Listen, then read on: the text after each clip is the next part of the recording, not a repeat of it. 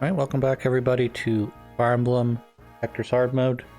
We are on to the Sands of Time, which I have readied for our immediate play. So what I've done is I've set up my characters in such a way that I'm able to rush down here, take out some of these shaman. And then in addition, I have got Priscilla to heal if need be, as well as Guides to both be able to use his axe to do some major damage to mage units, but also to have a range attack in case I need to kill these archers slash snipers on the other side of this wall. Placed Priscilla here for the first turn so that she can soak up some of that stuff. She'll actually evade. She should evade most, if not all of it, whether it be a sage or whether it be the shaman or the archers. The rest of these guys are going to sort of just be moving down. Heath is headed off to the left here. I brought in a Pegasus Knight because it's a very heavy magic area. So I need someone with, basically I need characters with good constitution. And I'm trying to think here. Who has bad constitution I left out?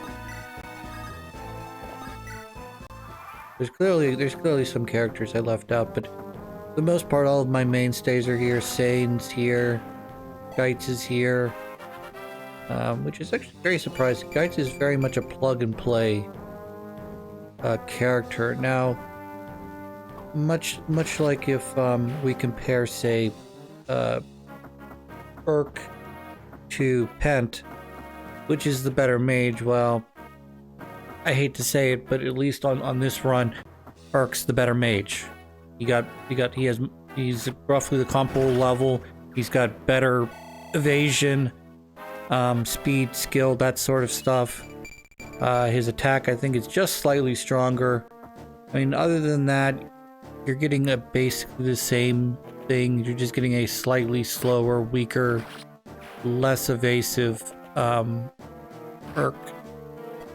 But then again, I had to pour time into training up Urk. I didn't, it was not a freebie by any stretch.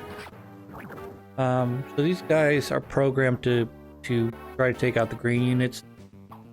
I don't know if you have to keep at least one of the green units alive or not.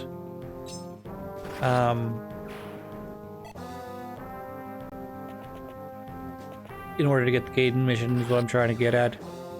But you can see where the program is, or the video game is programmed to basically eliminate these green units. So much so that they're completely ignoring my 2 blue units that are directly in front of them, which is going to be to my advantage. We want to get rid of him quickly. Actually, we want to get rid of all these druids. That one has sleep, one has silence, this one has, you guessed it, Berserk. Berserk is not the worst status in this game. Also, a little nifty fact I did not know until I played this level a couple times. Is any character that is berserked or asleep or silent, okay, and you hit them with Poison Lance, well, the character can only have one negative condition at a time.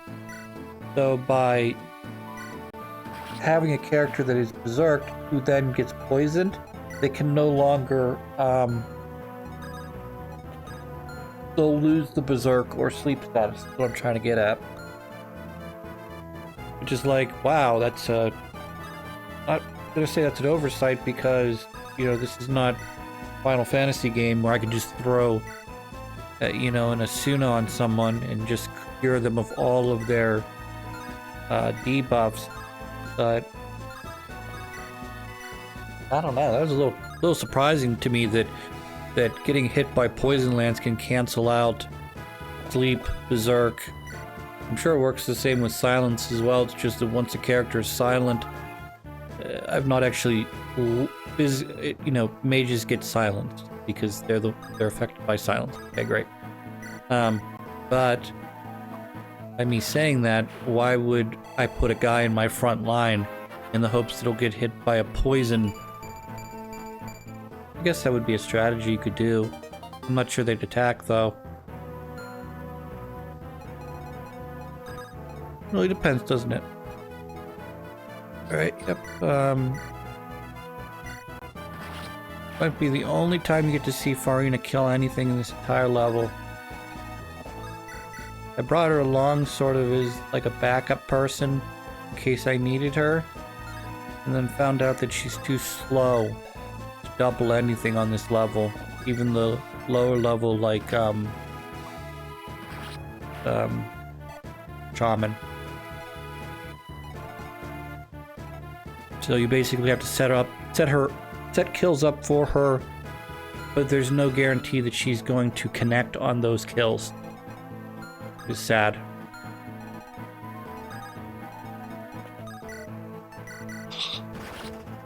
Anywho. So this left side over here, we're bringing Swordmaster down. We're bringing Wyvern Rider, Wyvern General down. We're going to do literally this. I could hit the guy, double him, finish him off, but we want to kill the wall first. So when the Myrmidon attacks, he will be doubled by my lance and be dead. That'll bring in the Swordmaster directly below. He'll also be dead, but it'll probably take an extra turn or two, I imagine, because we usually can't double Swordmasters. One of their things, they're very speedy.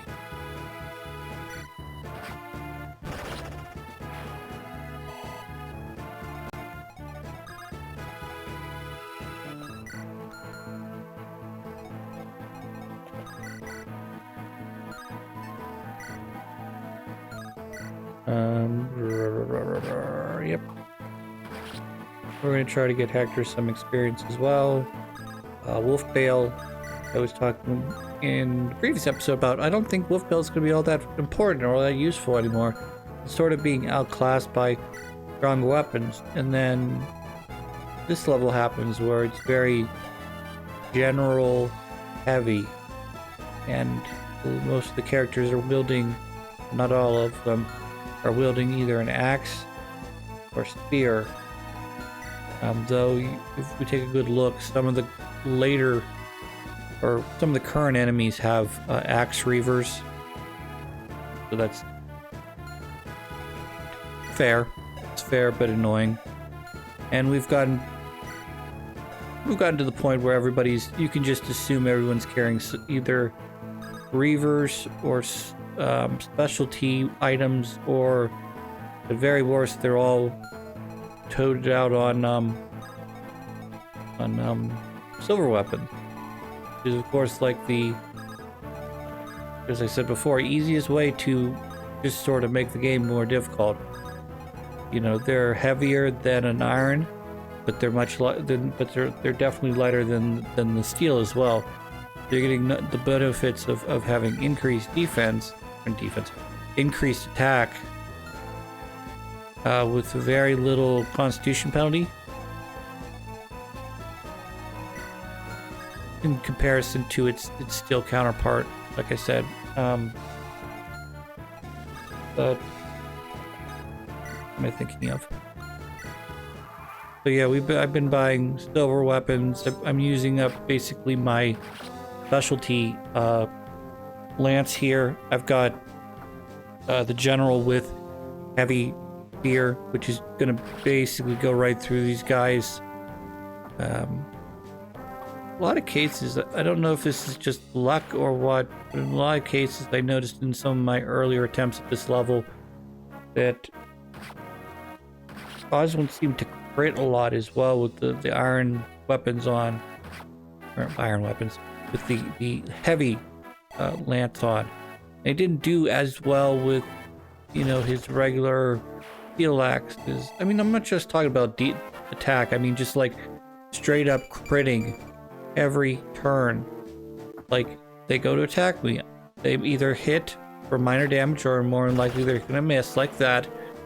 And then I proceed to, you know, throw a critical. When I throw the critical, that's it. You know, you're pretty much dead at that point. Give me a use on my lance, I guess. So one of the things I'm trying to be careful of is I'm trying not to pull the boss up towards where Priscilla is. It's going to be inevitable because this druid's just going to hide in the corner here. And I want to kill him. I want him dead. So I'm going to have to go down and I'm going to pull the general away from his area. Better now than later, though.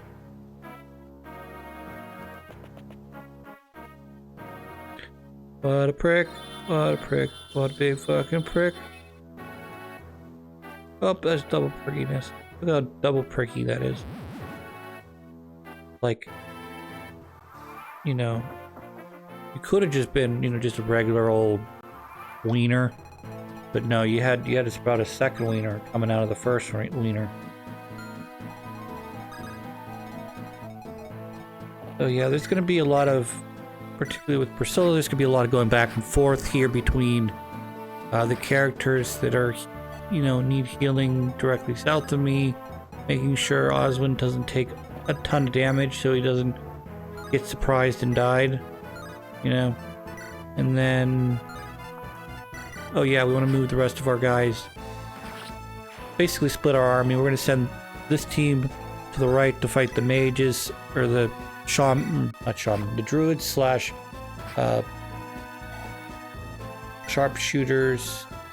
They're the best not called sharpshooters, they're called snipers, I think. And then we'll send the rest of our team, particularly our axe users, straight south, because they'll be able to deal with the generals a little bit better than anyone else can. Like I said, there are some characters with some axe reavers in here, but those can be defeated with lances, or in the case of Hector, that would be swords.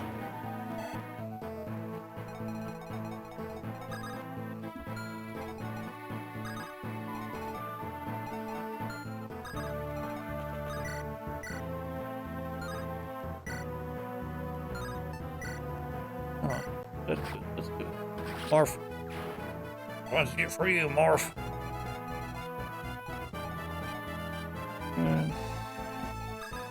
Eventually some thieves are going to come pouring in, and what I mean by thieves is there's going to be, well, I mean, I guess they already have started pouring in the south, but like I think like 4 or 5 of them come in, and their jobs are to A, open up the door to the right, then B, to go get the treasure chest on the right, and then C, get the treasure chest that I'm currently standing on with Jafar.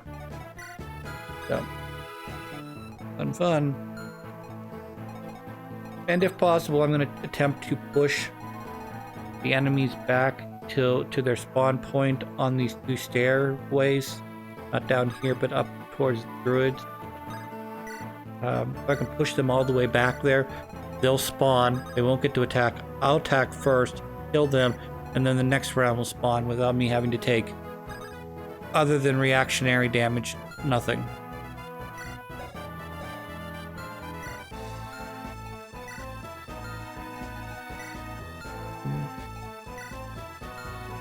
Looking good. So yes, we are going to send Hawkins this way because he is very strong, and you can very much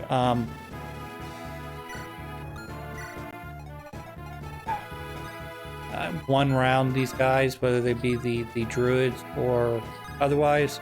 And we're going to also have to bring, I don't know if you're going to do any good for me here, but bring you down, because with Hawkeye now asleep, he's going to be a sitting duck, and I'm not able, because he's so big and heavy, I'm not able to pick him up and move him, with the exception of maybe,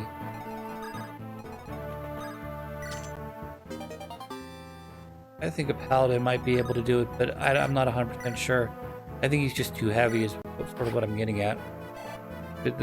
the carry is not, there's not enough carry in the game to pick him up at any point.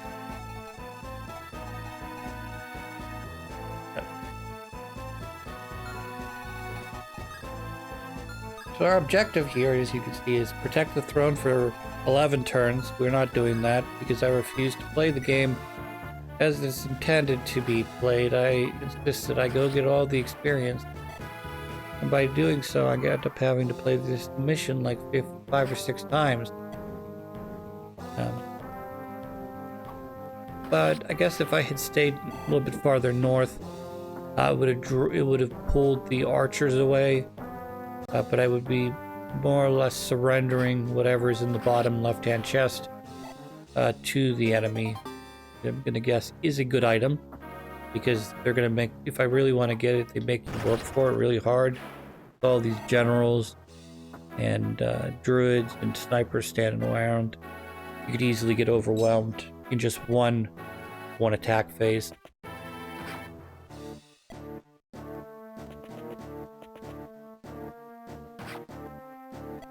See, Hawkeye, like you can see, it's a sitting duck. I gotta figure out. So I could use Psychic here to heal Hawkeye, but he also needs healed of his condition as well if he's gonna get back to normal. And that sleep unfortunately worked. Fuck.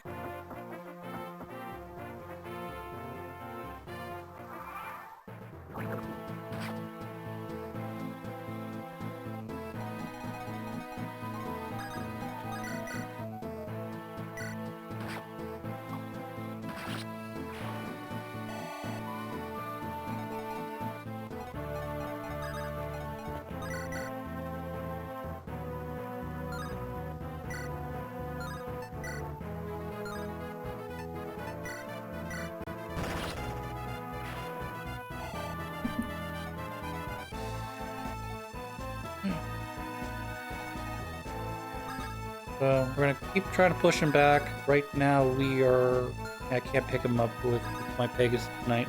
So what we have to do is we have to figure out, there's a possibility he can get hit with either the sniper or the druid here. So which one can do more damage? It's dependent on what they're doing. I'm not exactly sure it really matters though, to be honest. I think he's got better defense and resistance, but I think no, he does the 32, I'm sorry. This is actually a smarter move.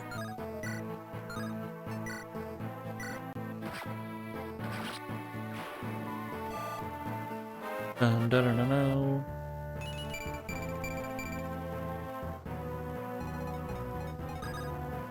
Not sure any of my characters are gonna get to 20. I say that because, this is you count the gated missions, okay? There's this mission. Next mission is the stock up mission, where you just basically refill your, all of your weapons to your heart's content. The level after that is the big, huge open area that you have to go fight the Sage morphs on. Estriel, or whatever its name is. Then after that is the final gated mission, if you choose to do the previous mission in fewer turns. That'll get you to the gated mission. You only get a couple characters there. There's plenty of experience though for those characters. And then the last level, of course, is Nurgle and the dragon. We will see.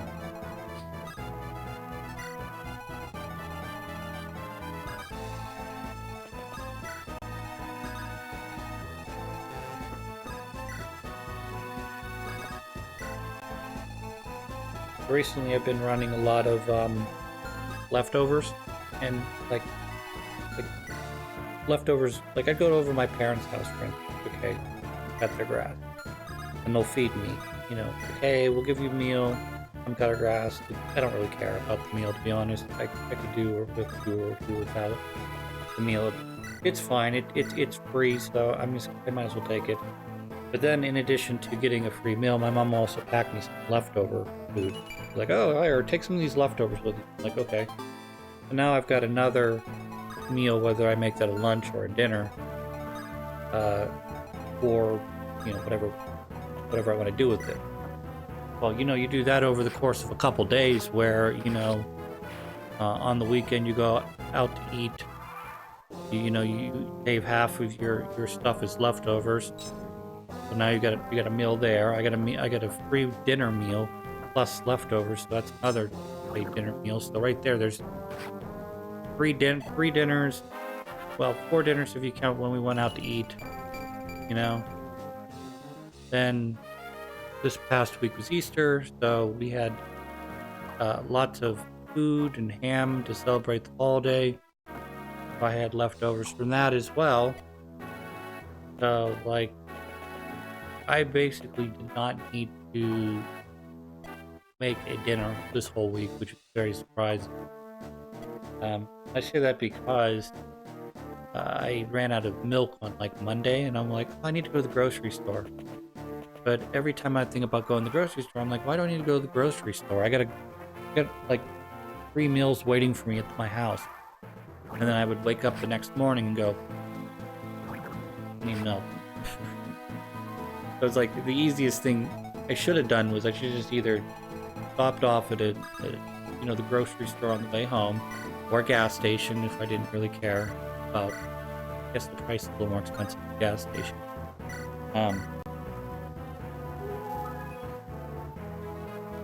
But eventually I did get my milk. It took me a week to do it because I'm super forgetful. Yeah, that was nice because if I don't have milk in the morning, it limits my options of what I can have for breakfast. Mainly because I don't. Well, I'm doing better now than I used to, but I want to say I don't plan well. So by that I mean okay, my options go from having a bowl of cereal with milk in it to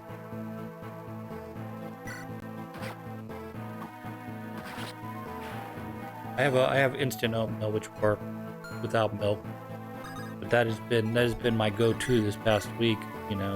Instant oatmeal instead of the cereal.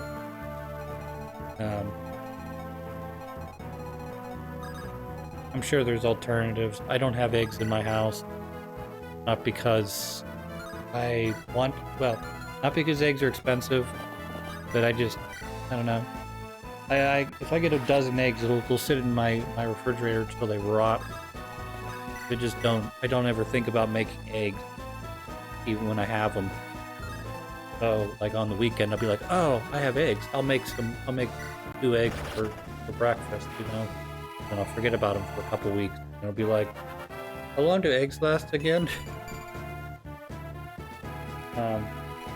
But no, I've never had any issues with rotten eggs. I guess they take a long time to go bad.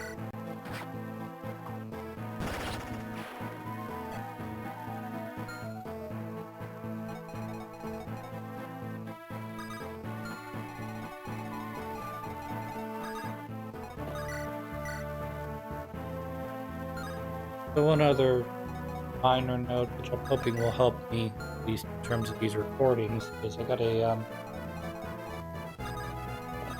air purifier thing for the room I record in. Hopes that I can pull some of this dirt and shit out of the air so I don't start talking like this with all my things because my nose fills up halfway through.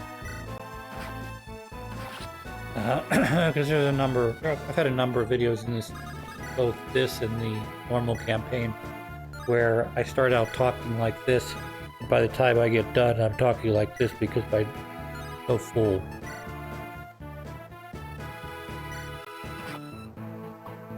So I'm not 100% sure which I think is the more dangerous spell at this point between Nosferatu and Luna. Luna is super dangerous because I think it's overpowered. In terms of it negates resistance. So if you have lots of resistance, you have no resistance, it doesn't matter. druids can get pretty high magic, you know, to really wield it effectively. Now, Nosferatu's much heavier, but in saying that, if it does hit, he will take your health and heal himself with it. So that's a bit annoying.